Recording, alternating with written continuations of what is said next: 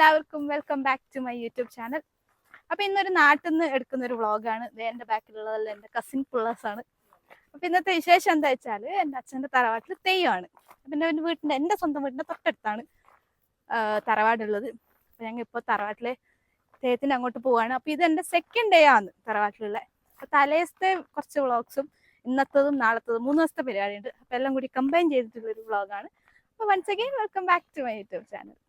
ആദ്യത്തെ ദിവസം ഇളയോർ മൂത്തോർ പിന്നെ മാണിച്ചി ബമ്പേരി, ഇങ്ങനെ 4 തെയ്യാന്നുള്ളത്. അതിൽ മാണിച്ചി ബമ്പേരി തെയ്യെന്ന് വെച്ചാൽ രാവിലെ പുലർച്ചെ 1 മണിക്കെല്ലാം ഉണ്ടാകുന്നത്. അപ്പൊ ആ തെയ്യത്തിനുള്ള പ്രസാദമായിട്ട് നമുക്ക് കിട്ടുന്നത് ഈ ബെല്ലത്തിന്റെ അടയാണ്. അതാണ് ഈ എല്ലാരും കൂടി ഒന്ന് പരത്തുന്നത്. അപ്പൊ ഈ ഞാൻ തറവാട് എന്ന് പറഞ്ഞപ്പോ പൊതുവെ തറവാട് എന്ന് പറഞ്ഞാൽ നമ്മളെ അച്ഛമ്മ അല്ലെങ്കിൽ അമ്മമ്മ നിൽക്കുന്ന വീട്, നമ്മൾ വെക്കേഷൻ എല്ലാം പോകുന്ന സ്ഥലമല്ലേ. പക്ഷെ ഇവിടെ കാസർഗോഡ് വെച്ചാൽ തറവാട് എന്ന് പറഞ്ഞാൽ ആ ഫാമിലി എന്ന് പറയുന്നത് കുറച്ച് വലുതാണ്. അതായത് ഇപ്പൊ എന്റെ പേരിലുള്ള ഇനീഷ്യൽ വി എന്ന് പറയുന്നത് വേങ്ങ, അതായത് എന്റെ അമ്മേരെ ഫാമിലി, അമ്മേരെ തറവാടാണ്. പക്ഷെ ഇതിപ്പോ ഞാൻ കാണിക്കുന്ന എന്റെ അച്ഛന്റെ തറവാടാണ്, ചേവിരി.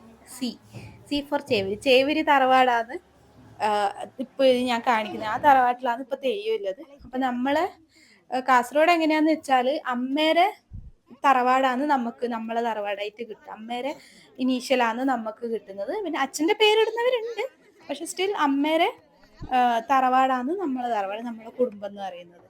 അപ്പൊ നമ്മ എല്ലാരും കൂടിയിട്ട് അടവരുത്തായിരുന്നു. അപ്പൊ നിങ്ങൾക്ക് ഇപ്പൊ കാണുന്ന ബാക്കിലെ ബിൽഡിംഗ് ഇല്ലേ, അതിപ്പോ കുറച്ച് വർഷങ്ങളായിട്ടു. അപ്പൊ അതിന് മുന്നേ പണ്ടെന്റെ ചെറുപ്പത്തിലെല്ലാം ആ ഒരു ബിൽഡിംഗ് ഉള്ള സ്ഥലത്ത് ഈ എന്താ പറയാ ചാണകം മെഴുകി അങ്ങനത്തെ ഒരു ബിൽഡിംഗ് ആണ് ഉണ്ടായത്. അപ്പൊ അമ്മ രാത്രി എല്ലാരും കൂടി നിലത്തിരുന്നിട്ട് അട ചുടുന്ന ഒരു ഓർമ്മ എനിക്കുണ്ട്. അട പരത്തുന്ന, സോറി ചുടുന്നല്ല, അട പരത്തുന്ന ഒരു ഓർമ്മ എനിക്കുണ്ട്.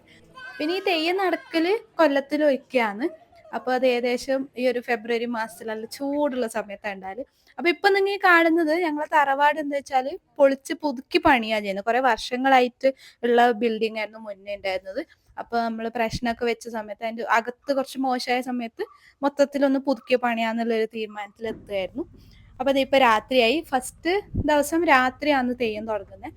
അപ്പൊ ഇതാണ് ഇളയോർ തെയ്യത്തിന്റെ മുടി എന്ന് പറയുന്നത്. അപ്പൊ അത് അവര് ചെയ്തുകൊണ്ടിരിക്കുകയാണ്, അതിന്റെ തുണിയെല്ലാം വെച്ചിട്ട് സെറ്റാക്കിക്കൊണ്ടിരിക്കുകയാണ്.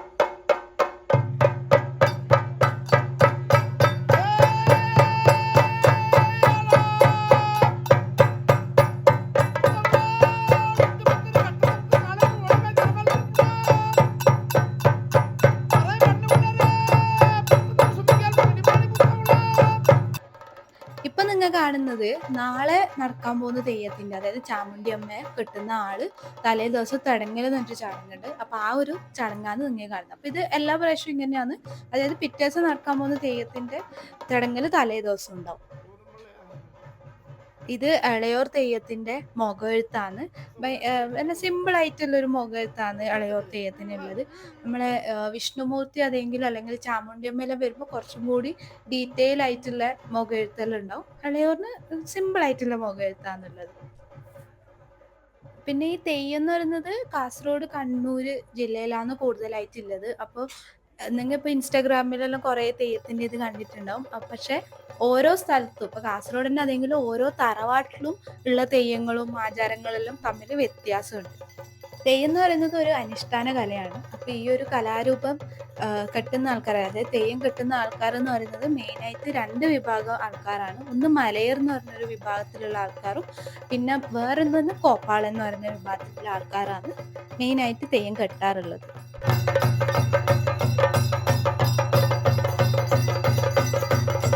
നമ്മളീ തറവാട്ടിന്റെ കുറച്ച് അപ്പുറത്തൊരു പാടം അല്ലെങ്കിൽ കണ്ടമുണ്ട്. അതിന്റെ അപ്പുറത്ത് കല്യങ്കാൽ എന്ന് പറഞ്ഞിട്ടൊരു സ്ഥലമുണ്ട്. അവിടെ ഇങ്ങനെ തെയ്യത്തിന് ഇരിക്കാൻ വേണ്ടിയിട്ട് ഒരു കല്ല് പോലത്തെ ഒരു പീഠം പോലത്തെ ഒരു സ്ഥലം ഉള്ളത്. അപ്പൊ ഈ തെയ്യം ആടെ പോയിട്ടാണ് മുടി കെട്ടിയിട്ട് തിരിച്ച് തറവാട്ടിലേക്ക് വരുന്നത്.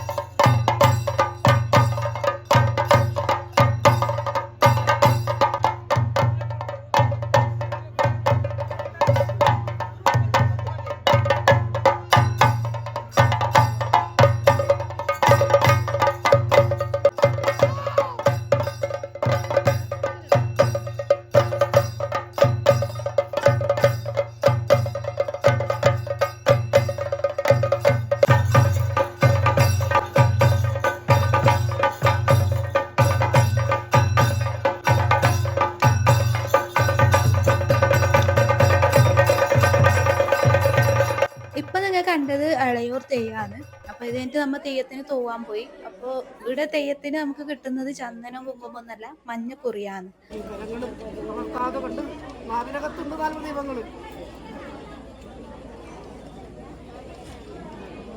അപ്പൊ ഇതാണ് നമുക്ക് മാണിച്ചിപ്പമ്പരി തെയ്യത്തിന് കിട്ടിയ നമ്മ ഇന്നലെ ഉണ്ടാക്കിയ അട. അപ്പൊ ഇന്ന് സെക്കൻഡ് ഡേ നമുക്ക് ഉള്ളത് 2 തെയ്യമാണ്. ഇന്ന് ചാമുണ്ടി അമ്മയുടെ തെയ്യമുണ്ട്, പിന്നെ പഞ്ചുരുളി എന്ന് പറഞ്ഞൊരു തെയ്യമുണ്ട്. പക്ഷെ എനിക്കിന്ന് വർക്കിംഗ് ഡേ ആയതുകൊണ്ട് എത്ര കണ്ട് ഷൂട്ട് ചെയ്യാൻ പറ്റുന്നുള്ളത് അറിയില്ല. അപ്പൊ ഇപ്പൊ നിങ്ങൾ കാണുന്നതാണ് ചാമുണ്ടി അമ്മ തെയ്യം.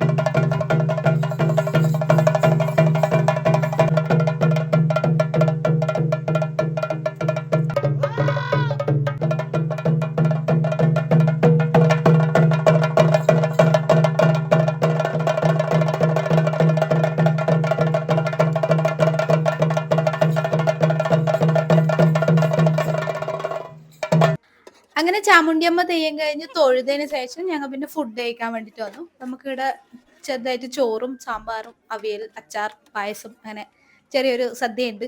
അപ്പൊ നല്ല ഈ ചൂട് സമയത്ത് നല്ല നട്ടുച്ചക്ക് നല്ല ചൂട് ചോറ് കഴിക്കുന്നത് നമ്മള് തെയ്യത്തിന്റെ ഓർമ്മയിലുള്ള വേറൊരു കാര്യമാണ്. അത്രയും ചൂടിൽ നമ്മൾ ആ ഒരു ചൂട് ചോറ് കഴിക്കുന്നുള്ളത്.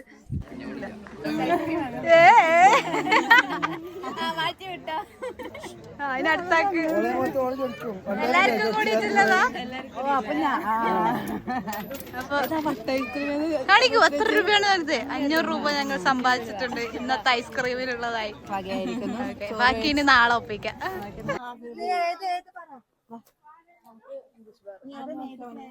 എനിക്കൊരു സ്ട്രോബെറി ഇംഗ്ലീഷ് ബാർ ഫണ്ട് തരൂ. ഹേ ഫണ്ട് ഫണ്ട് IUF-ന് ഫണ്ട് ഒരു പ്രശ്നമല്ല. ഈ അവസരത്തിൽ ഞങ്ങൾ പ്രശ്നങ്ങളൊക്കെ ഓർക്കുന്നു. അതെ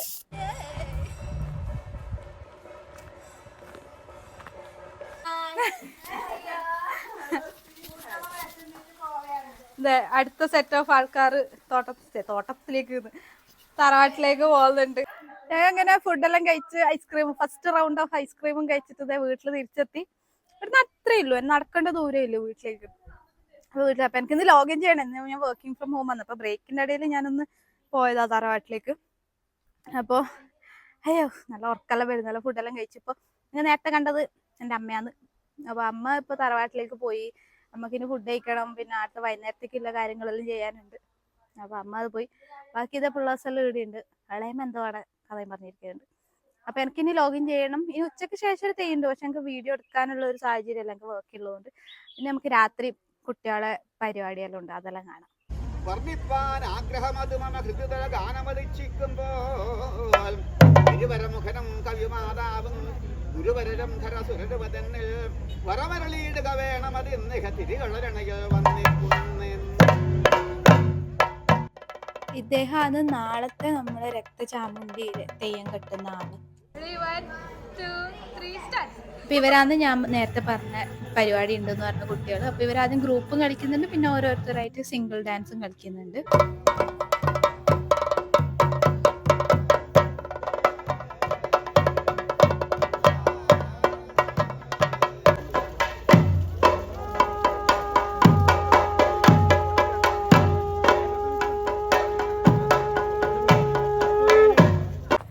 ഇന്ന് മൂന്നാമത്തെ ദിവസമാണ് തെയ്യത്തിൻ്റെ.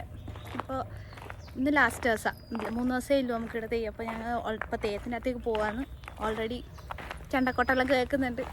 അപ്പോൾ ഇനി നേരെ അങ്ങോട്ടേക്ക്. ലാസ്റ്റ് ദിവസത്തെ ആദ്യത്തെ തെയ്യം ചാമുണ്ടിയാണ്. അപ്പൊ ഈ തെയ്യത്തിന് രക്തേശ്വരി എന്ന് അറിയപ്പെടുന്നുണ്ട്. അപ്പൊ ഈ തെയ്യത്തിന്റെ മുഖെഴുത്ത് ശ്രദ്ധിച്ചാല് നമ്മൾ മുന്നേ കണ്ട തെയ്യത്തിനേക്കാൾ കുറച്ചും കൂടി ചെറിയ ചെറിയ ഡീറ്റെയിലിംഗ് ഉള്ള ഒരു മുഖെഴുത്ത്, കുറച്ച് വ്യത്യാസമുണ്ട് മുഖെഴുത്ത്.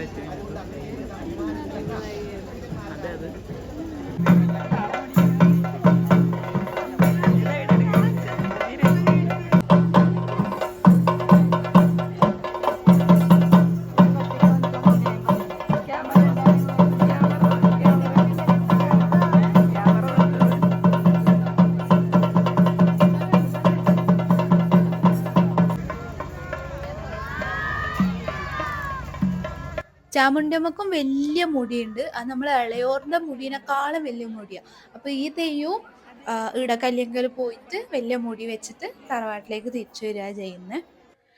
ചാമുണ്ടിയമ്മക്ക് ശേഷം പിന്നെ ഉള്ള തെയ്യം ഏതാന്ന് വെച്ചാൽ വിഷ്ണുമൂർത്തിയാണ്. അപ്പൊ വിഷ്ണുമൂർത്തി തെയ്യം ഒരു കഥ അവതരിപ്പിക്കുന്നുണ്ട്. അപ്പൊ അതേത് കഥയാന്ന് വെച്ചാൽ നമ്മളെ വിഷ്ണു ഭഗവാന്റെ നരസിംഹാവതാരം ഇല്ലേ, അതായത് ഹിരണ്യകശിപു വധം, ആ ഒരു കഥയാണ് അവതരിപ്പിക്കുന്നത്.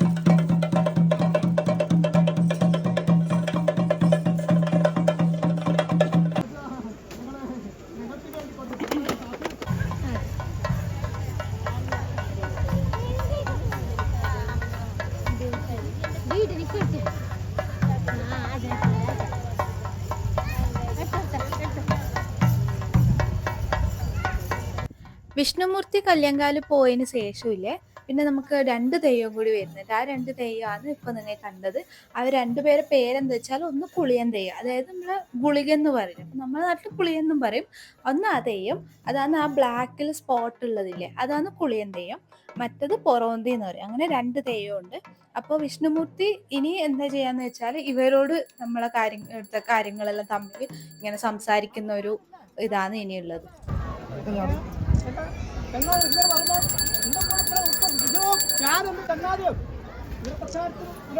ബ്രഹ്മകലശം ചെയ്യാറുണ്ട് അല്ല പറഞ്ഞയക്കുന്നുണ്ടല്ലോ ഞാൻ